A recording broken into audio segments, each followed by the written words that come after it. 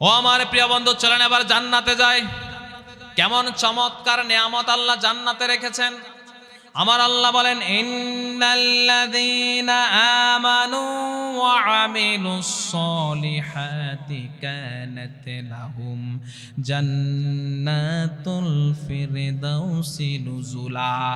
আমার আল্লাহ বলেন, যারা ঈমান আনে এবং যারা সৎ কাজ করে, আমলে সলেহা করে, তাদের জন্য আমি এমন জান্নাত রেখেছি যে জান্নাতের নাম হলো জান্নাতুল ফেরদাউস। সুবহানাল্লাহ বলবেন না?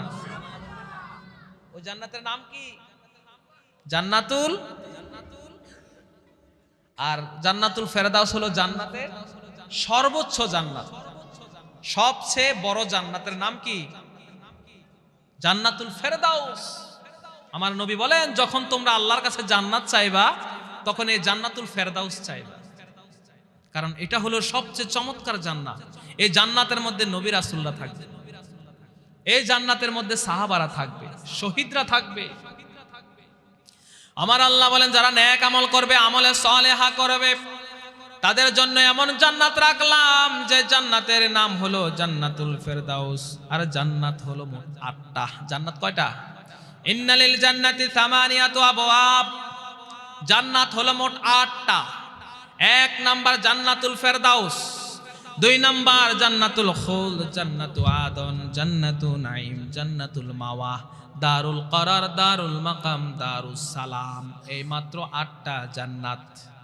এই 8টা জান্নাত। আর যারা জান্নাতি হয়ে যাবে, চিরস্থায়ী সুখ আর সুখ, চিরস্থায়ী শান্তি আর শান্তি, কোনো কষ্ট নাই, দুঃখ নাই, পেরেশানি নাই, হতাশা নাই, শুধু শান্তি আর শান্তি, সুখ আর সুখ থাকবে।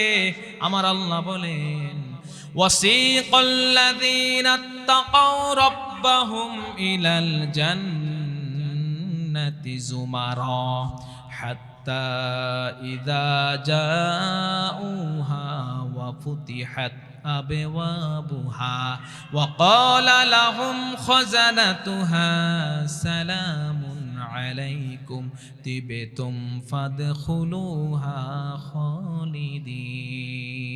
জান্নাতীদেরকে হাকিয়ে হাকিয়ে নেওয়া হবে। ওয়াসিকাল্লাযীনা তাকাউ রাব্বাহুম ইলাল জান্নাতি যুমারা।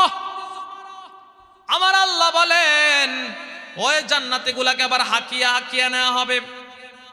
কেননা জান্নাতীরা যখন সামনের দিকে যাবে, ওই ফেরেশতারা তাদেরকে সংবর্ধনা দিয়ে নিয়ে যাবে, ফুল দিয়ে চমৎকার ভাবে সাজিয়ে জান্নাতের দিকে নিয়ে যাবে।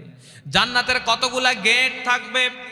যখন তারা প্রথম গেটের মধ্যে যাবে, তারা ভাববে এইটাই জান্নাত, বসে পড়বে। চমৎকার খাওয়ার আয়োজন, চমৎকার অভ্যন্তনা, চমৎকার চেয়ার থাকবে। তারা ভাববে এটাই জান্নাত, সেখানে বসে যাবে, খাওয়ার দাওয়া শুরু করে দিবে। খাওয়া দাওয়া খেয়ে পেটটা পুড়ে যাবে। ফেরেশতারা বলবেন চলেন, বলবে কোথায় যাব?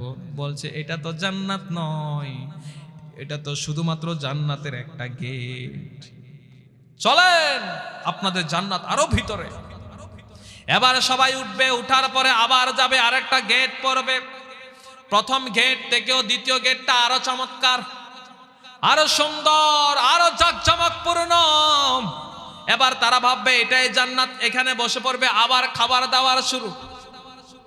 দিল্লি কা লাড্ডু হে দিল্লি বহুত দূর হে। তখন তারা বলবে এটা জান্নাত নয়, এটা জান্নাত নয়, জান্নাত আরো সামনে, চলেন চলেন। আবার তাদেরকে জোর করে উঠানো হবে। এবার 3 নাম্বার গেটে যাবে। তারা ভাববে এটাই জান্নাত। ওই 3 নাম্বার গেট আগের গুলা থেকে আরো চমৎকার, আরো সুন্দর। যখন তারা সেখানে যাবে, বসে পড়বে, আবার খাবার দাবার শুরু করে দিবে।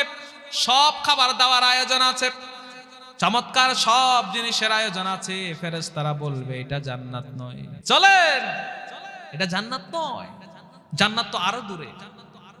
বলছে আরে না, কি বলো, জান্নাত আরো দূরে, এটাই জান্নাত। বলছে না, এটা জান্নাত নয়, তোমাদের জন্য জান্নাত আরো চমৎকার ভাবে সাজানো হয়েছে। সুবহানাল্লাহ বলবেন না? এবার তাদেরকে আবার জোর করে উঠানো হবে। উঠিয়ে উঠিয়ে আবার যাবে, জান্নাতের দিকে যাবে। যখন জান্নাতের প্রধান গেটের সামনে যাবে, এতটাই চমৎকার ভাবে সাজানো হবে। জান্নাতের গেটটা বিশাল বড়, মা বাইনা মাক্কাতা ওয়া হাজার, আমার নবীজি বলেন মক্কা শহর থেকে বাহরাইনের হাজার শহর পর্যন্ত যত দূর, জান্নাতের এক একটা গেট হলো এত বড়, এত দূর। আল্লাহু আকবার। এত বিশাল গেট, এত চমৎকার গেট। ওই গেটের সামনে যখন যাবে জান্নাতীরা থ মেরে দাঁড়িয়ে থাকবে, এইভাবে থ মেরে দাঁড়িয়ে থাকবে। এটা কি এত চমৎকার জান্নাত, এত সুন্দর জান্নাত, জান্নাত এত চমৎকার। আমার আল্লাহকে আমাদেরকে এই জান্নাতের ওয়াদা করেছেন।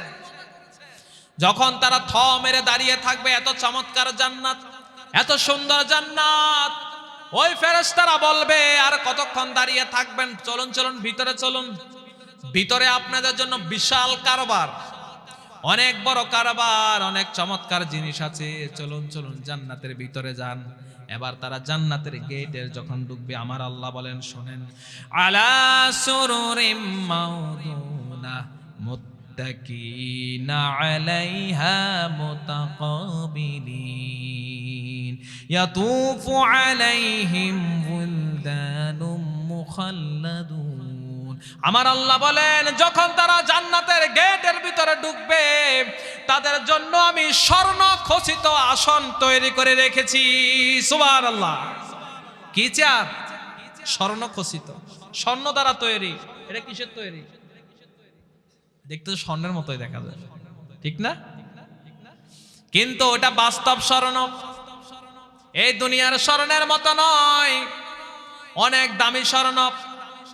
ওই জান্নাতের সামান্য একটু স্বর্ণ দিয়ে এই দুনিয়াটাকে কয়েক হাজার বার কিনা যাবে। সুবহানাল্লাহ। এত চমৎকার স্বর্ণ, ওই স্বর্ণ দ্বারা ওই জান্নাতের চেয়ারটা বানানো হবে। এখন যদি এই চেয়ারটা স্বর্ণের হইতো, এটা কেন থাকতো? যে যেমনে পারে সোলাইয়া বোলাইয়া টাইম নেয়, ঠিক না? এতটুক পাইলে কারবার শেষ, ঠিক না? আর চাকরি বাকরি লাগবে না। আপনারা কি নিবেন? কমিটিও তো নিয়ে দৌড়, আর কমিটি কি নিব? আমিও তো পাইলে একটা মায়েরা দৌড়, ঠিক না? আর মা বোনেরা নিবেন, ওনাদের স্বর্ণ দরকার নাই। নিবে স্বর্ণের জন্য সবাই পাগল, সবাই পাগল। কিন্তু আমার আল্লাহ বলেন আলা সুরুরিম মাউদুনা, তাদেরকে আমি স্বর্ণ খচিত চেয়ারের মধ্যে বসাবো। মুত্তাকিনা আলাইহা মুতাকাবিলিন, এবং তারা পাশাপাশি বসবে, একজন আরেকজনের সাথে গল্প করবে। সুবহানাল্লাহ। মুত্তাকিনা আলাইহা মুতাকাবিলিন, একজন আরেকজনের সামনে বসবে, আলাপ আলোচনা করবে। কেমন আছো? ভালো আছো? How are you? কি হয়েছে? এইভাবে চমৎকার চমৎকার আলোচনা করবে, কথা বলবে। এবার জান্নাতের চির কিশোরেরা, ওই যুবকগুলা তাদের কাছে আসবে।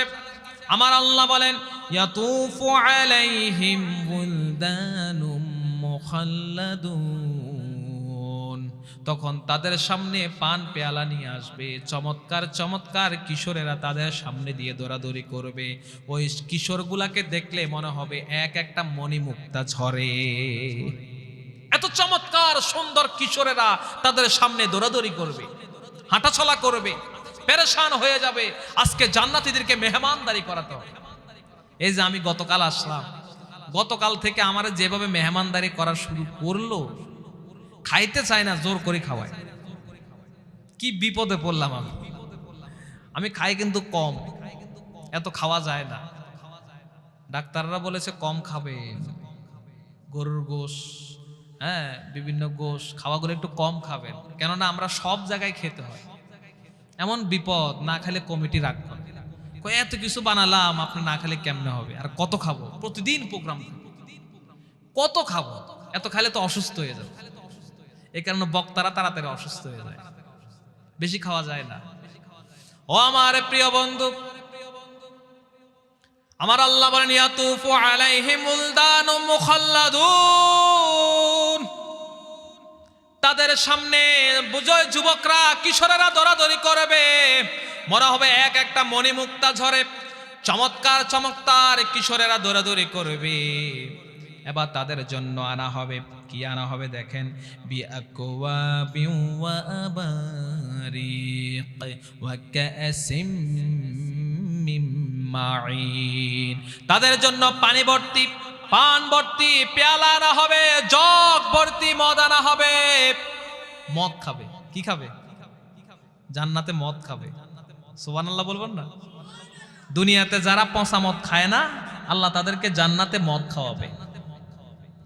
মদের নহর থাকবে, মধুর নহর থাকবে, দুধের নহর থাকবে। কি খাবেন আপনি? জান্নাত, সব খাবার আল্লাহ জান্নাতে রেখেছে। এবার আমার আল্লাহ বলেন তাদের জন্য পান পেয়ালা পূর্ণ পেয়ালা আনা হবে, জগ পূর্ণ পেয়ালা তাদের সামনে আনা হবে। তারা এবার খাবার দাবার করবে। ও আমার বন্ধু, আমার আল্লাহ বলেন ওই মদ খেয়ে তাদের মাথা ব্যথা করবে না। লা ইউসাদ্দাউনা আনহা ওয়ালা ইউনজিফুন। আমার আল্লাহ বলেন ওই মদ খেয়ে, ওই শরাব খেয়ে তাদের মাথা ব্যথা করবে না এবং তারা পাগল হবে না। দুনিয়ার মদ খাইলে মাথা ঠিক থাকে, কথা কন, খাইছেন নাকি? জানান কেমন? দুনিয়ার মদ খেলে মাথা ঠিক থাকে না, ব্রেন নষ্ট হয়ে যায়, উল্টা পাল্টা কথা বলে, পরনে কিছু থাকে না, ঠিক কিনা? দুনিয়ার মদ খাইলে রাতের বেলা গাছ ধরে, কি ধরে? গাছ রে দইরা কচুর ধরছি রে বলে কিনা? আর রাস্তা যদি বাঁকা থাকে ওটারে ধাক্কা মারে, কত সোজা হ, রাস্তা বলে সোজা হবে। আমাদের এলাকায় আছে একজন, রাতে মদ খেয়ে মাতাল হয়ে যায়, বাড়িতে গিয়া বউরে বলে আম্মা বাদ দাও, আম্মা বাদ দাও। মাথা ঠিক থাকে না দুনিয়ার মদ খাইলে। দুনিয়ার মদ মজা না, শরীরের মধ্যে রোগ সৃষ্টি করে।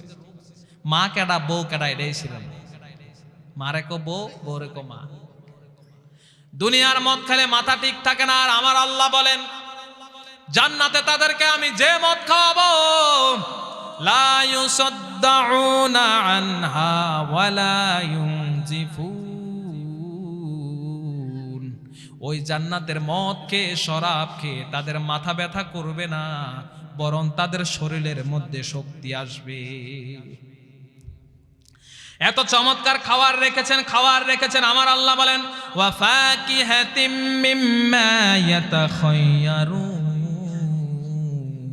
এবং তাদের জন্য ফল আনা হবে, বিভিন্ন চমৎকার চমৎকার ফল আনা হবে। আপেল আনা হবে, কলা আনা হবে, আঙ্গুর আনা হবে, কমলা আনা হবে।